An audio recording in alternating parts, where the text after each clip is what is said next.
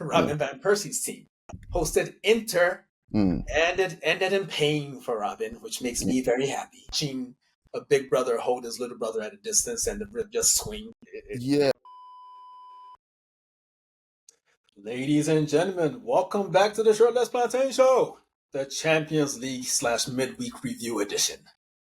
This is your host, Dean, and I am here with my friend, Coach. What is going on, Coach? Salam alaikum. Alaikum salam. Yeah, I didn't start yesterday's video off with Ramadan Kareem, so I'm just correcting it again.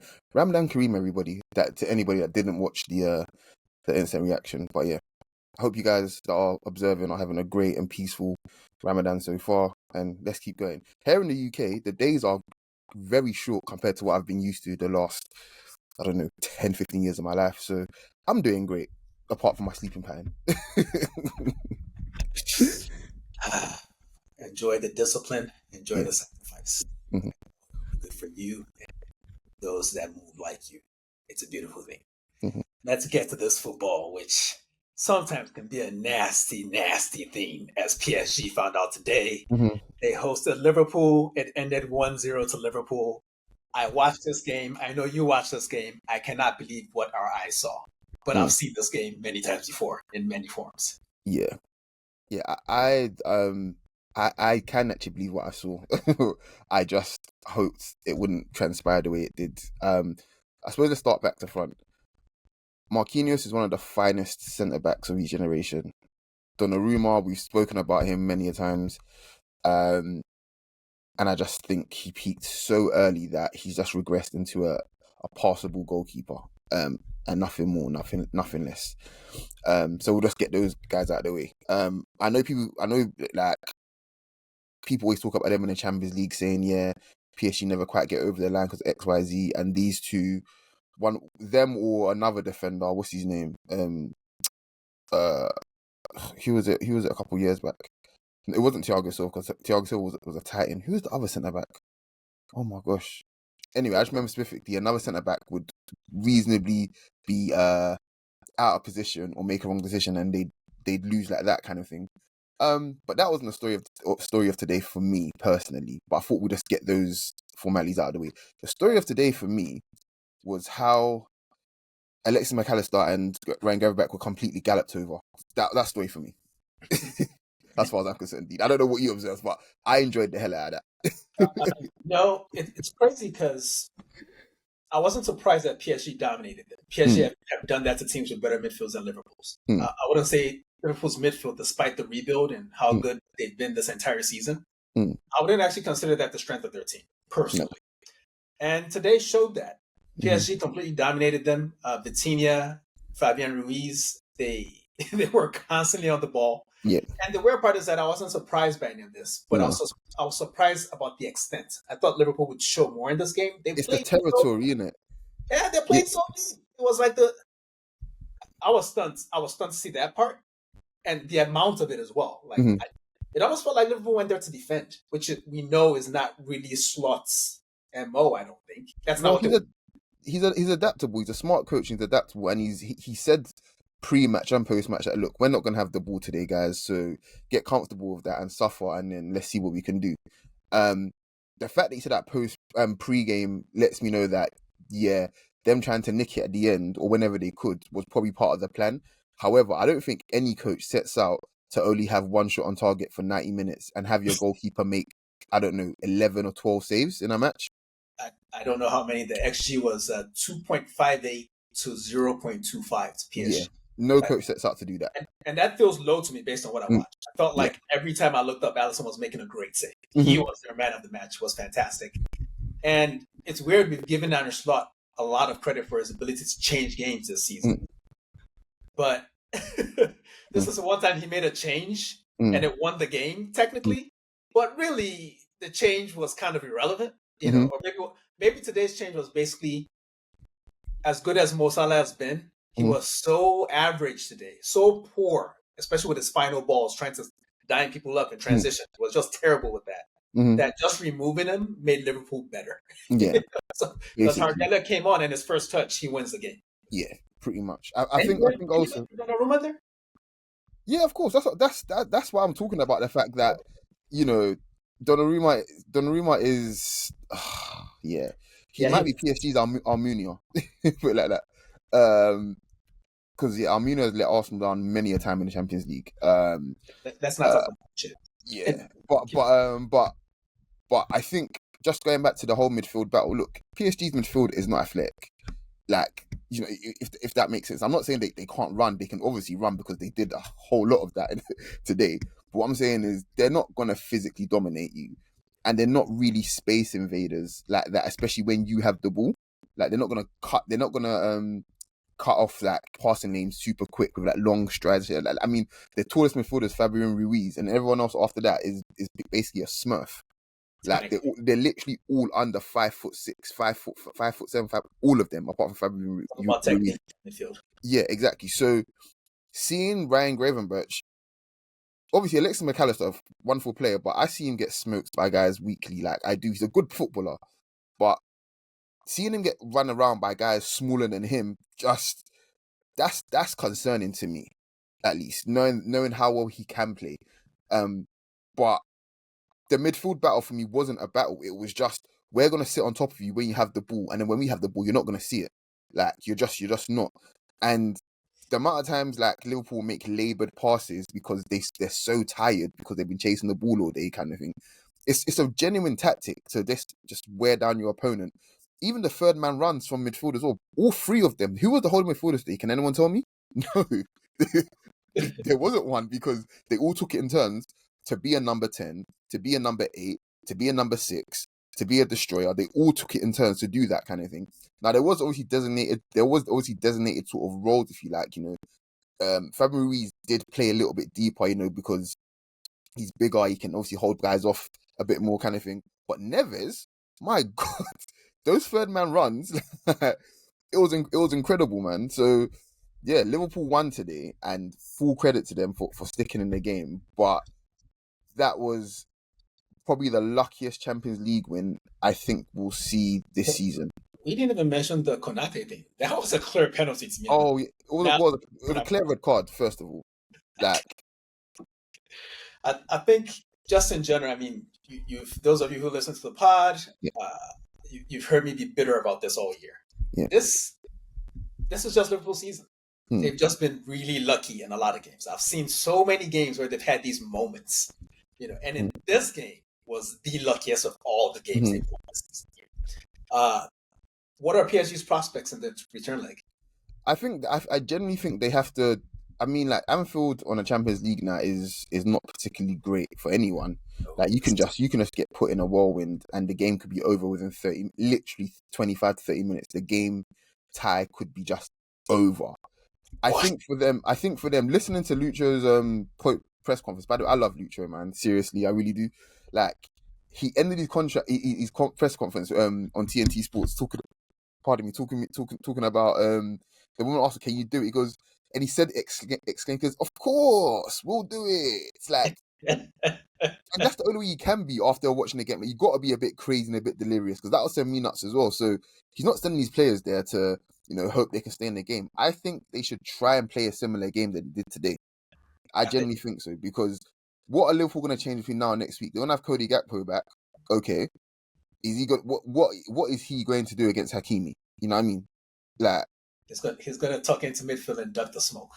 Basically, so he's gonna spend a lot more time. My prediction, he's gonna spend a lot more time helping out.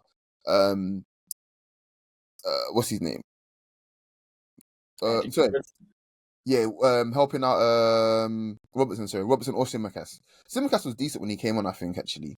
He should actually get more minutes, I think he's been I'm not saying he's the world beater or anything, but he's been better than Robertson's a slag. I'm sorry, man. Like, he's cooked though. He's giving them good service. It's time. It's time to move them on. He's a slapper, I'm sorry. Yeah, we'll do a proper Liverpool because despite everything they're going to achieve this season, and they're probably going to win the league, they're probably going to win a double this season, minimum. I still think they have a proper rebuild waiting for them. Yeah. But it will take us too long to get into everything we think they need and what they should do. Sorry, it wasn't Simicast I was thinking of. Sorry, it was actually Curtis Jones. My bad. That came on at left back? No, he didn't come on left, but he was defending that zone. Oh, okay. Yeah. All right, but in any event, congratulations to Liverpool. We'll see what they do next week. Lucky for them, they get to play Southampton over the weekend, so that should be a nice little. Just on that rebuild though, I think Arne Slot is going to realize that a good attacker or a good attack gets you out of most games. I think even if he loses Salah and Trent, which is their whole right side, which technically is their whole attacking system, he's going to prioritize making sure that he can still get goals out of his team. So he's probably going to prioritize looking for an attacker that can I wouldn't say guarantee that, there's no guarantees, but can at least give them a good chance of doing it, basically. And everything else he's going to look to, I suppose, be functional with, because their midfield to me is good. We're not doing the whole rebuild. Let's go. Yeah. We'll do that later. There's lots to talk about as the season goes on. Yeah. Benfica and Barcelona did it again. Mm-hmm. This time a lot more disciplined. Benfica hosted. Yeah. The most notable thing that happened was Paul Parsi, young genius, fantastic central defender. Yeah. He's still a teenager. Yeah. And he had an oopsie today, committed a last man foul, and he got sent off. Mm-hmm. And it looked like it was going to be a matter of time before Benfica, who gave Barcelona 2 really good games in the group stage, were going to break through in this game. Yep. All of a sudden, midway through the second half, they make a mistake in midfield. Rafinha pounces on the ball, blasts a long distance, beautiful shot in. Oh, yeah. Blasted in from long distance. Barcelona hold on for the win. A shocking win, given the way the game unfolded. Yep. What did you see? What did you like? What did you hate? Szczesny might have a claim for goalkeeping performance of the night as well. To be actually, no, he doesn't. Alisson was fantastic, but yeah, Szczesny made a whole gang of saves, man. And the thing is, Benfica haven't, in the 3 or 4 games I've seen them actually play, and the one that was against Barca, should I say, they attack really well, and they shouldn't be scared of it. It's only a 1-goal deficit next week. Barca play a high line. They shouldn't be scared of next week. Let them give it a go and see what's up. Yeah. So, do you think it's just a matter of was it a variance thing, or do you think Barcelona just has better finishers? Come on, man! Like, look at that front line, man. What's his name? Flipping Lewandowski, Yamal, Rafinha. Yeah. I think it's pretty clear, man. There's no competition. Honestly, outside of the red card, if they'd lost this game the same way, but without the red card, which obviously doesn't make a whole lot of sense, it's not Inception. But if they'd done that, I think Bruno Lage would tell himself, not a bad result. We can maybe steal it at it's not the Nou Camp, whatever the fuck they're at right now. The Olympic Stadium. Montjuic. Yeah. All right, we move on. Bayern hosted Leverkusen in an all-German affair. Mm-hmm. And the really fascinating statistic that was flying around before this game started was that ever since Leverkusen hired Xabi Alonso, Bayern have not beat them. Yep. And now we get to a continental game, a game with big pressure. Before this game, the Bayern hierarchy were up to their historic tricks, making eyes at Florian Wirtz, annoying Leverkusen. Mm-hmm. And boy, I think that should work. Because Leverkusen showed up today rattled in a tie against Bayern for the first time in ever, basically, based on the stats. And I guess we'll get to it after we talk about the game itself, but I'm beginning to have some questions about Xabi Alonso. I think we detected a weakness in this very fantastic young coach. But Harry Kane scored a double today, and your boy Jamal Musiala took advantage of a really bad error from the goalkeeper, Kovar for Leverkusen. What else did you notice in this one, my friend? From what I saw, at least anyway, Harry Kane and Michael Oliver get on as well as they ever have done, pretty much. So, yeah, that's pretty much it. Have you noticed? I have no idea who was refed in Europe, by the way, this week. But I saw a guy's face and I knew who he was straight away. Not because he's a good ref. That's what I want to say. But joke aside, I thought this tie could be a lot closer, considering just how well Leverkusen played against Bayern. I think 2 or 3 weeks ago. They bullied. They played really, really well. So I thought this could be. It was a bit like the Liverpool PSG game. Yeah, and I thought, yeah, this could be good, especially because I'm still not completely sold on Company. And it was the opposite. I think Bayern's quality, like man for man, Bayern are just better than Bayern Leverkusen. I don't think it's close really in any position. And it just showed. It's that simple. Musiala is. Yeah, I don't even know what to say, man. He's just better than you. There's a song that the Crystal Palace fans sing about. Used to sing about with Zaha. I'm not gonna sing it out, but this he think he's just too good for you. And every time Musiala gets on the ball, that's the theme that plays in my head. Like he's just incredible.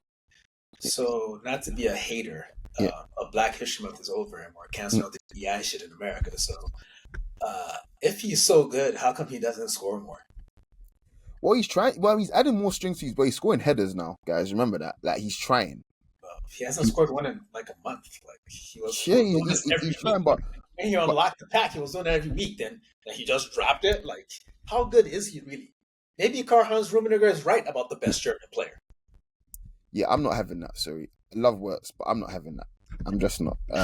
He actually didn't have his best game today because let me not say because, but he picked up a bit of a knock early on, and it took him some time to run that off. And it was looking like it was actually going to go off at some point, but he ended up staying on for the entire game. And clearly, he didn't do a whole lot. But yeah, I guess we have to give Harry Kane some credit. I know we talk a lot of shit about this dude, but he's had a quiet couple weeks, and to open the scoring with Michael Olise, who probably Bayern's best player this season, I would say. I think that's most consistent, especially considering the fact that he's new. Yeah. He's the one I can we talk about him. Yeah. Some weeks we don't talk about Jamal, which is crazy to me, given how good he is. But every week we've talked about Olise this season. Yeah.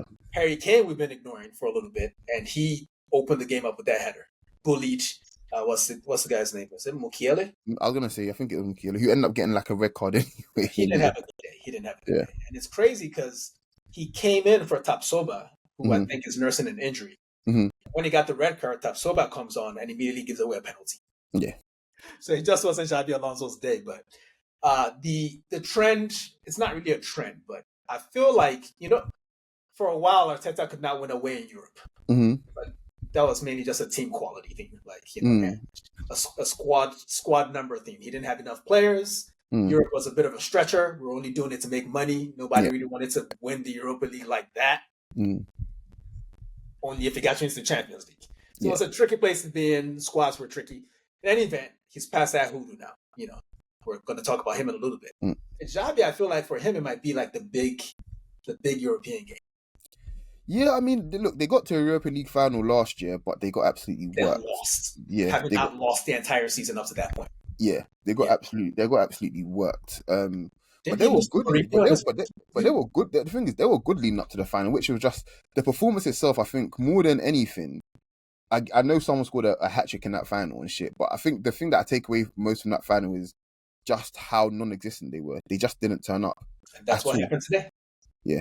Same sort of dead performance that you don't expect from them. Like, again, they've never lost to Bayern since he's been there. This is probably I'm not going to call it the biggest stake game, but this is the one everyone was watching. People who don't watch the Bundesliga were watching this game, and they just burped it up. They just fumbled it. So I do wonder, he's going to have to show me something moving forward, because I feel like when it's these big European nights, butts get tight at Leverkusen. I don't like that. I don't like that at all. All right, let's hate on some other niggas. Bayern Robin Van Persie's team hosted Inter, and it ended in pain for Robin, which makes me very happy, because Inter won this fairly easily. It was like watching a big brother hold his little brother at a distance and the rib just swing. Or like what do you call it? Who was that? Who was it that Floyd fought like in 2009? I want to say, was it Shea Mosley? I think it was Shea Mosley. He just jabbed him to death. That's basically what it was. He just kept him at arms, just jabbed him to death, basically. As you tend to love both strikers for Inter, Lautaro and your boy Marcus Thuram. Lautaro's goal was fantastic, and so was Marcus Thuram's. I just want to say though, he had a one-on-one, right? And he just this is my problem with Marcus Thuram. Yeah, how can you be a black striker and you don't have pace? That's what actually, more than anything, that's what pisses me off. Who was faster, him or Emil Heskey? I'm gonna go with Heskey. I'm legit just gonna go with Heskey in it, straight up and down. Like, you're right though. Who was faster, him or Giroud? Hey, listen, when Giroud got shifting, let me just when he actually got up to speed, he slow acceleration, but when he got up to speed, the guy was kind of he could go. Like, but what? If he got up to full speed, he ran like Raheem Sterling, bro. Listen, That's why he didn't ever run at full speed. I'm telling you, yeah, Marcus Thuram, he could do a whole 200-meter sprint. He's not picking up more than 10 miles per hour, bro. Like, no, for real. It really infuriates me because, again, I don't trust him with the ball at his feet. I don't trust him to link up. He's just a fairly and reasonably good one-touch finisher in and around the box. But that chance where he ran through on goal and he decided to cut it back to the edge of the box for some reason lets me know everything that I need to know about him that I've been saying for what feels like 2 or 3 years at this point. But with that being said, he did what he does best, which is the one-touch finish, which was a stupendously good ball from oh my gosh, Barella. From Barella, and yeah, awkward finish, but he did what he needed to be done. Feyenoord, however, I'm getting a bit sick of these Dutch teams just pump faking and shit. And you know, there's a fella that played for them called Pajal, I believe. Yeah, Igor. Yeah, and a certain member of this pod been talking about, yeah, let's get him in, and they were putting him in. Say her name, bro. Like all this doing, like, make her name. The fuck. Gabby suggested that he comes into our team and plays, but not only just plays, but like she had him in a starting 11 for next season. I'm just like, hold on a second. Inter is the exact sort of team we need to be figuring out shit for, right? And you want based on today, that's who you want to bring into the Arsenal first team to solve these problems. Like, do me a bloody favor, man, please. Like Gabby, seriously. if you hear this one, just note that I said nothing. I just wanted him to. He agrees, though. I said nothing. I said he agrees. He's not disagreeing with me. Gabby, he's not disagreeing with me, man. Yo, they're playing Bastogne at left wing back because DeMarco is injured right now. Like this was one it has. Aslani started as the main DM in this game, and Chanaloglu came on for some minutes at the end. Zielinski missed a penalty for 3-0. Like it was just levels. This was not really. No, there's not a whole lot of that. Inter will wrap this up pretty comfortably at the San Siro, right? I think that's the trend from today. I think today was the chalk day. All the teams you expected to maybe won, even if they did it in different ways. Everyone seems to think Liverpool would beat PSG. Yeah, and they won, even though they did not. But this ain't deserved. This is football. This ain't deserved. Let's move on to Tuesday's games, and we start with the Madrid derby, where Real Madrid and Atletico Madrid decided Johan Cruyff has given us 3 golazos today. How we divide those among us is up to us. And Brahim Diaz made the difference. After a great equalizer from Julian Alvarez. And, well, I did that the wrong way. I should have started with Rodrigo's goal. Then the equalizer from Alvarez. And Brahim's, I don't even know what you call that. Was it a solo in the I mean, like, you know what? Yeah, he messed up as well, and that's the thing. But the finish was so good, he can be forgiven for it. But the fact that he fell to one knee basically, and the defender still didn't nick the ball off him, yeah, that's a howler from the defender as far as I'm concerned. I'm sorry. The defender is out here trying to do things in life and can't find a mate. So when the nigga proposed to him in front of the world, he was focused on the wrong shit and then nicked the ball. I was like, bro, it was right there. Honestly, though, if a motherfucker kneel down in front of you during the game, you're going to be confused. Like, yeah, of course. And that's the thing. I was, if I don't know what I'm doing, you certainly don't know what I'm doing. So I think that was a bit of it. But the finish as well itself was just. And if I remember correctly, Brahim is left-footed, right? I feel like he's left-footed. But he strikes the ball really well off both feet anyway. I'm gonna check, but I'm pretty sure he's left-footed. But yeah, him scoring that type of goal, that's par for course. He's got that quality. But the Rodrigo goal, as much as I loved it, right, the ball flicked up before he hit it, kind of thing, and the fact he controlled it even then, like with the power and whatnot, was just fantastic. But the pass from Valverde, flipping hell, man, flipping hell, like what is? Why do they want Trent again? Oh man, I don't know, man. I don't know. Look, there's so much quality in this Real Madrid side, man. It's like they've got good players by accident. Like there's good players everywhere. It's not fair. It's not fair. But the game itself was what I consider super tactical. the goals were not indicative of the quality of the game. Like if you just watch the highlights, you think this was one of the best games ever, but it really wasn't. The big takeaway from me was that I really enjoyed, even though Simeone lost this time, which he's used to that, but I enjoyed how they controlled large chunks of the game. I feel like a lot of these, we've seen a lot of them. He's been there for a very long time. But a lot of these Real Madrid Atleti games usually just boil down, regardless of the game state. It's Atleti defending, playing on the break, and Madrid kind of controlling the game. Occasionally there'll be like a little flurry, but for the most part, that's the trend you get. In this game, they controlled larger chunks of the game. And I know some of it was probably game state, but it was a fascinating game because I feel like even the managers themselves didn't particularly know what to change to try to win the game. Like the substitutions didn't really do anything.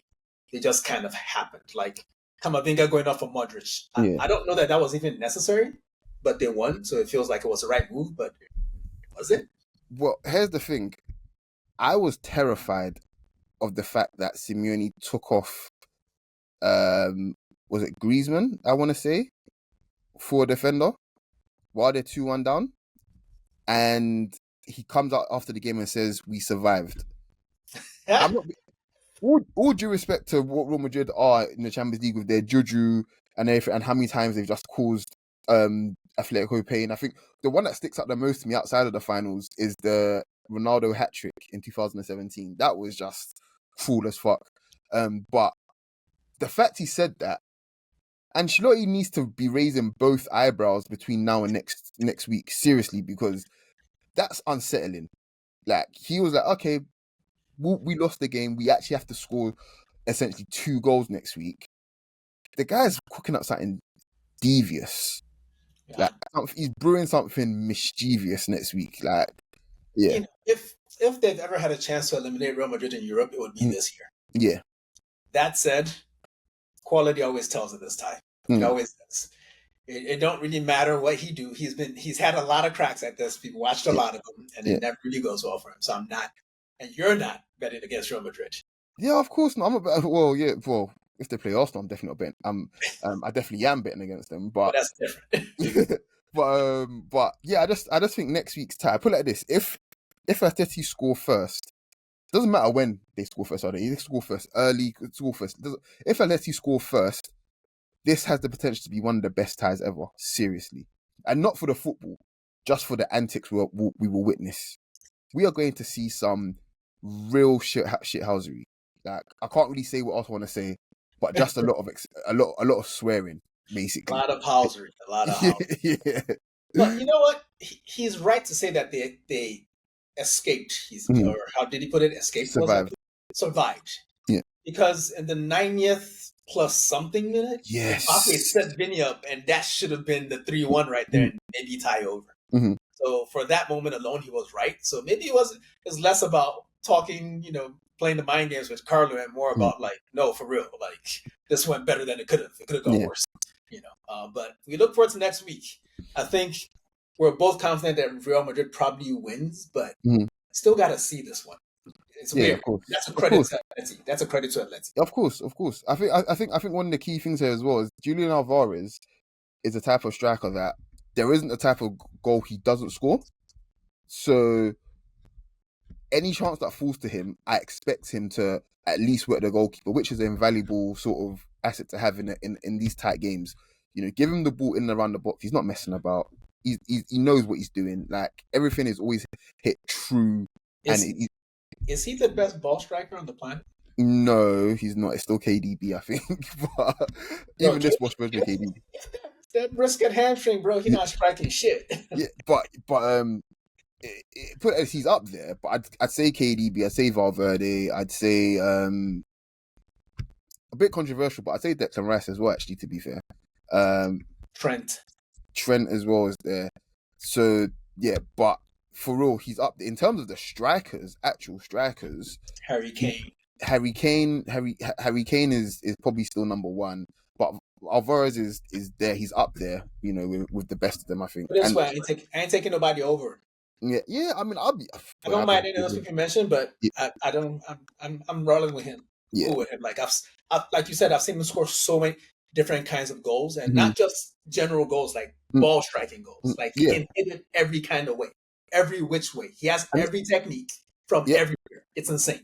And this is what I'm talking about from when he was at River Plate. I remember when they first signed him, I kept on saying I really dislike Pep for what he's done because he's such a what's the word I'm looking for? Such a plug and play sort of footballer because of how much Man City create kind of thing.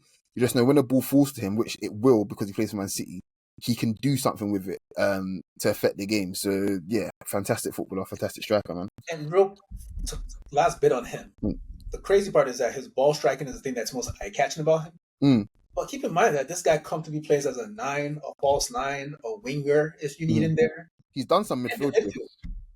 So, done some midfield shifts for Pep as well. Like the more I think about it, I'm like, you know what? Maybe 95 million wasn't crazy because this guy actually gets goals. Yeah, that's the kind of that's what you spend 95 million for. That makes sense. All right, let's move on to Club Brugge 1, Aston Villa 3. Yeah. They nicked it. Brugge's wide play. English teams in Europe this week. English teams in Europe this midweek. Just stealing. Yeah. Some pillaging and rampaging on top, but just mostly stealing. Yeah. I think Brugge's wide players this game as well. They were my favorite players to watch this game. Both of them, they played exceptionally well, which is crazy when the team they came up against had Rashford and Bailey on the wings as well. So tells you a lot about the game. But with that being said, I think I forgot how to pronounce his name, but it's Sozovic. I think he's number 8 for them, and the other midfielder as well, and then Oyendinka as well. There was clear domination there. I think what's his name? Tielemans had a rough week despite the win today, going up against midfielders that are just basically smacking him around. But yesterday was a good win. That's a quintessential sort of typical away win you want in a knockout round where you don't play particularly well, but you create enough to get something from it, and then you get a bit of luck at the end to essentially kill the tie. Like that's the sort of win that you want. Like Unai Emery could not have had a better day because they almost certainly did not deserve to win 3-1. And we're not fans of Tyrone Mings on this pod, and he's acting like him until he started getting hurt. Because once someone gets hurt, they're one of my people immediately. But it was nice for him to get redemption because he gave away that dumbass penalty to the same opponent where he picked the ball up. So to have a goal line clearance right before they got the 2 goals that basically was out of reach for Brugge. Good for him. I'm really pleased with that. It's nice for him to stay the hero. Brugge did qualify for this round by going away to Bergamo, where Atalanta play, and winning 3-1. Do you think? I mean, Villa have beaten Bayern Munich at home already. So they're not going to just let Bruges come and do what they need to do. But I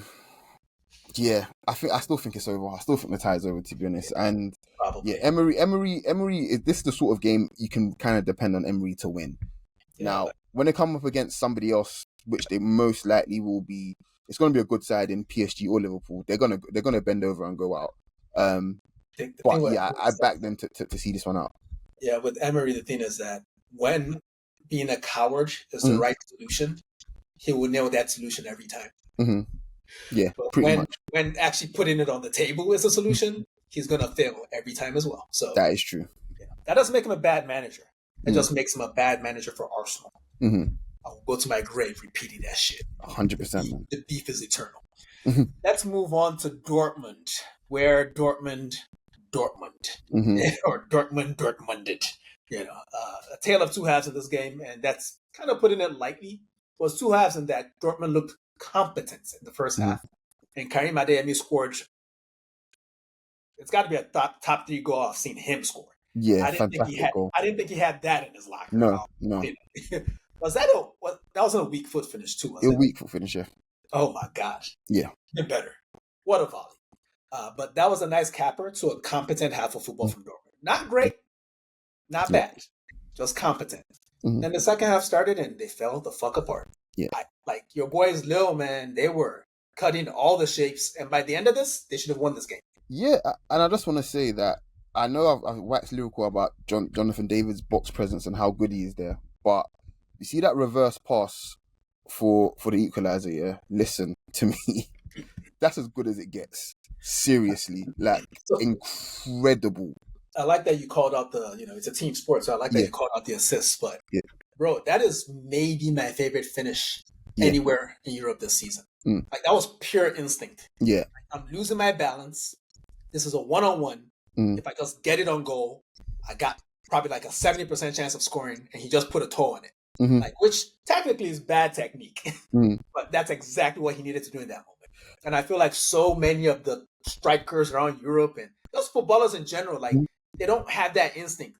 There are lots of guys that will try to side foot that or try to get their balance back. He made the exact right decision there.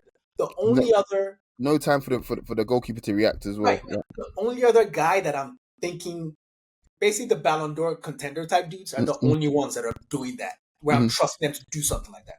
All the other strikers, they're not really moving me like that. And I say all that to give credit to this Hakon Haraldsson kid, because we flagged him probably about 3 months ago when he did something fantastic in Ligue 1. But he's going places. He won't be at Lille for long. This is a very good player. Like that finish alone from yesterday, was it? Yeah. That alone, if I wasn't sold before, that sold me. Like that is a special player in the way, I think. Yeah. I think I'm gonna say I think Dortmund still go through for next week. I don't know, man. They managed one shot on goal against Lille. Put it like this, right? You can lock these niggas out, man. They can lock them out, but I just have this feeling when we talk about pedigree, I just think, I mean, we have to remember, I think this is Lille's first ever knockout tie as well, if I remember correctly. It's either the first ever knockout tie or the first goal they scored in a knockout tie. So yeah, I think pedigree may see Dortmund through. Somehow, I just, if Dortmund were more consistent this season, I'd go for that argument as well. But given the way they've played, I mean, like their current coach has been in charge for like 4 games. Like they're not trustworthy, man. I'm backing your boys Lille. I'm backing your boys Lille in this one. Yeah, one shot for the entire game, coach. Yeah, I know. And the thing is, I feel bad going against them, but I've been left a little bit wanting, like in the last few months with them, to be honest. So you just missed your boy Paulo Fonseca, who, by the way, has been suspended by Ligue 1 for touching noses with the ref for 9 months. So they said, Paulo, pack your shit and go make a baby. Can I ask, what do you think the ban would be for someone in England to do that? Does it depend on the manager and team? If it's Arteta, you're killing them. That's for sure. They're killing fire, man. His body to Heathrow. Like, literally, they're putting him in the dead in the center of the Wenger Dome and burning him at the stake. They're putting him next to Raul Moats, my nigga. Like, yeah. And you know what? Fair enough, because he should know that. He should know that's what would happen. So, in any event, Dortmund, I'm indifferent on you, motherfuckers. This is not a likable. Like Dortmund has always been pseudo likable throughout the years. I don't like this Dortmund team. There's nothing about them I enjoy. Besides, it's quite literally just Guressi and a little bit of Adeyemi. And the Gittins kid, who hasn't been playing much lately since the new coach got in. Then they also have Carney Chukwuemeka. How many games did he play for them? He played like 20 minutes against Union Berlin and looked amazing. Amazing. Then he got sick for the next game, which was kind of the issue at Chelsea. Always getting hurt, always absent for some reason. So once he sorts that out, though, that's a player. The final game, which you had the chance to give an instant reaction to on the latest edition of Coach's Corner, PSV 1, Arsenal 7. You have more room to wax lyrical here. Please. Well, Dean knows this quite well, and I did say an instant reaction, but they taught me how to count to 7, guys. So Arsenal be changing lives for real. Like, yeah, I just think, do you know what? More than anything, I think tactically, if you're going man for man, and I think we saw an example of that today as well, with Liverpool PSG, if you're going to go man for man, you have to be able to match the other team physically. You have to. And if you can't, you're dead. You're dead 7 times over, in fact. Pretty much. When you play the man for man, I understand that it's a pressing tactic, but the physical equality is important because basically once you turn into a series of isolation games, the bigger, stronger, faster guys will win every time. And if they don't, it's because they're having an off day. So I'm not really sure that's the way. Like, The whole point of playing a team sport or having a team sport or strategizing in team sports is to get rid of those advantages that your opponent has. So when you play man for man against a better quality team, things like yesterday can happen. They were, at what point do you think they were shell-shocked? I think it was I generally think it was right after they missed their two chances, basically the crossbar and the shot that went wide. I think it was the quickness of which we scored. They just never recovered from that. And don't get me wrong, they still attacked and they still created some chances, but it always felt as if, oh crap, Arsenal have got the ball again now. Now we're in trouble. And Arsenal were like, oh yeah, we've got the ball again. Let's go get another goal. Like there was always that almost air of an inevitability about what Arsenal were doing. And I singled out yesterday, the first 10 minutes of the game, the amount of space Rice and Odegaard just kept on having with and without the ball to kind of do what they wanted was just...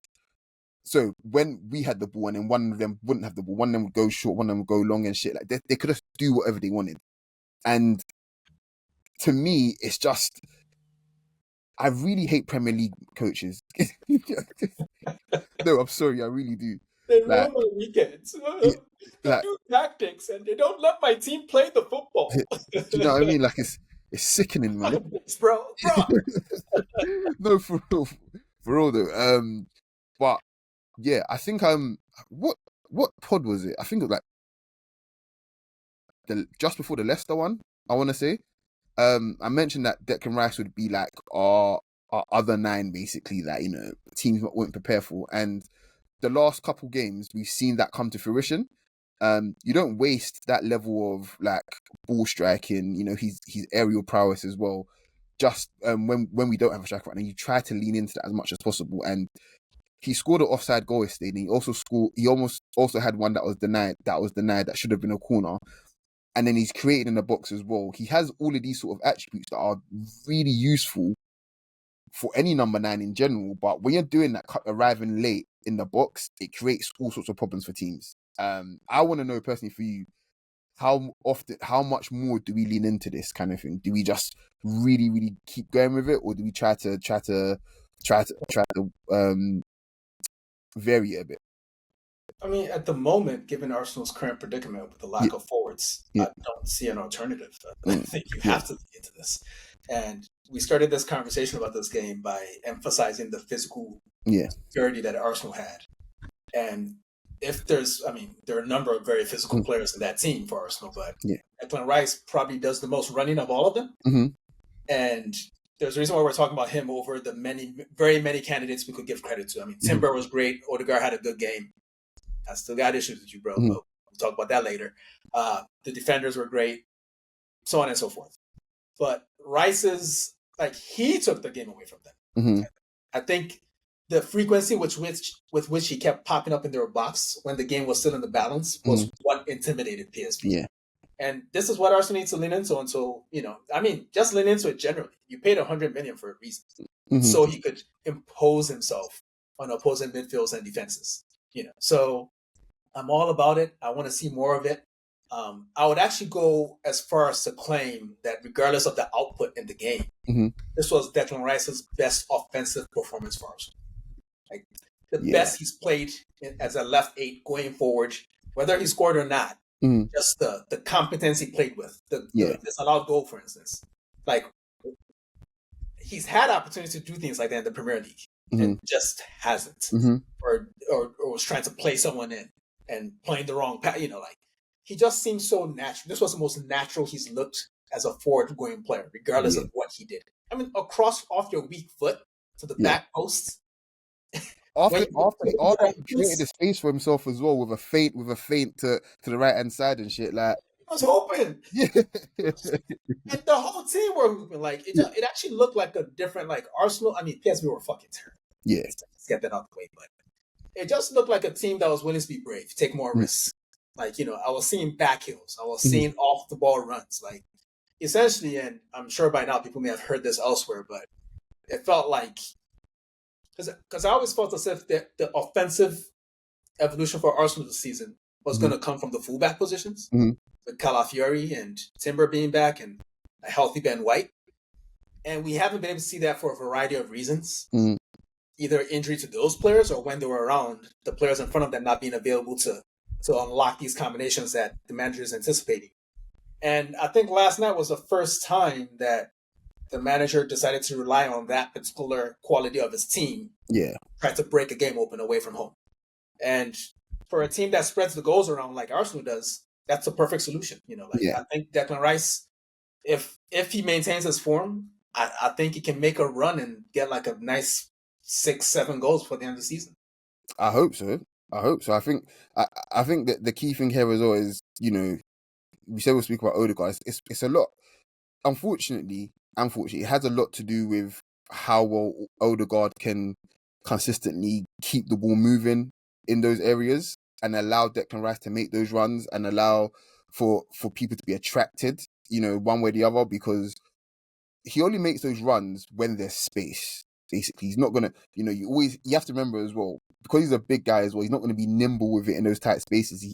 His strength is to overpower people in the open spaces. I think there was an instance, I think it's the 88th minute, David Raya has taken a long goal kick and he has sprinted the entire length of the pitch to not only get the ball, but then to also like jink round the guy and win the corner kind of thing in the 88th minute, considering all the run he's done beforehand as well.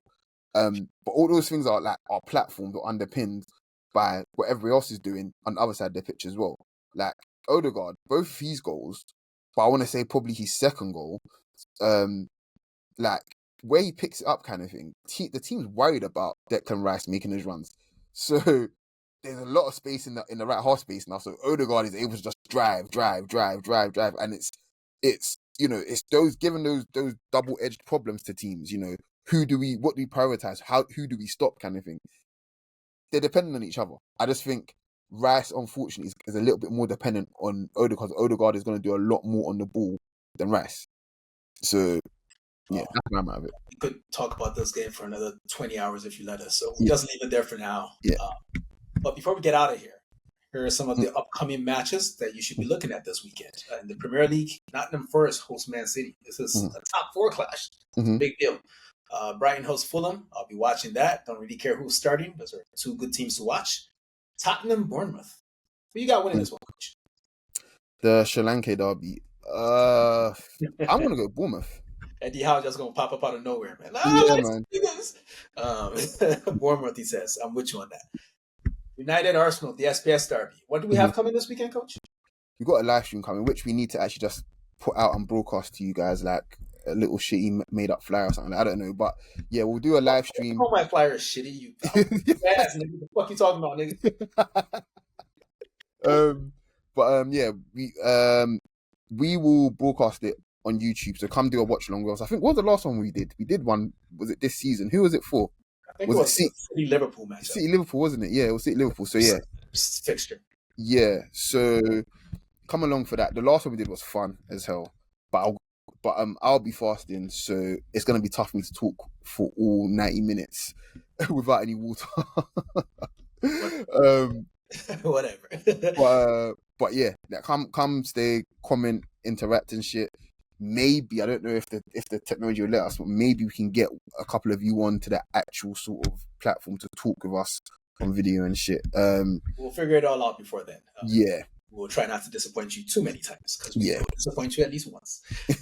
In the Bundesliga, not a whole lot of fun this weekend, in my opinion. But Bayern hosts Bochum, which they're going to smash them. Leverkusen hosts Werder Bremen.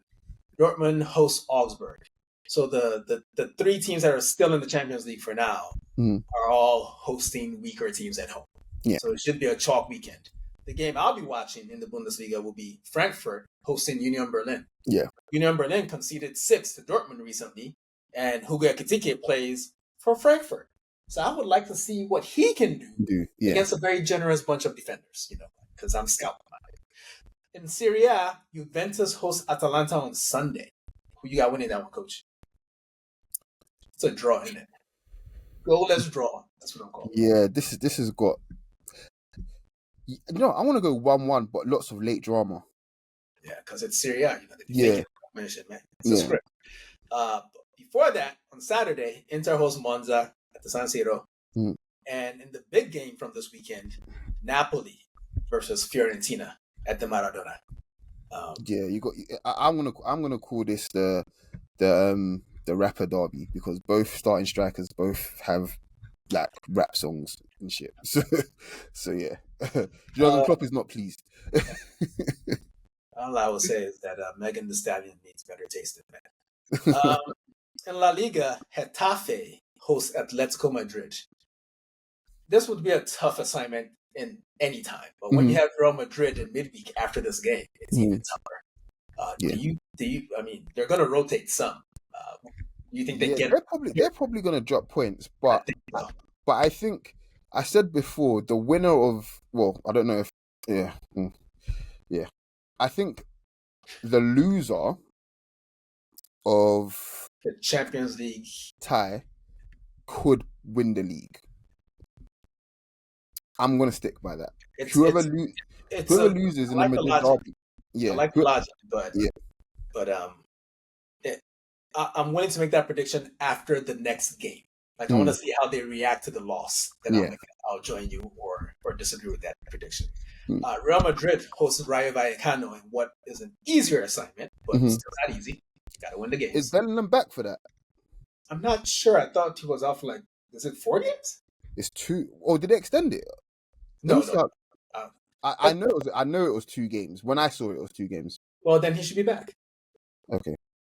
He should be back. And Barcelona hosts Osasuna.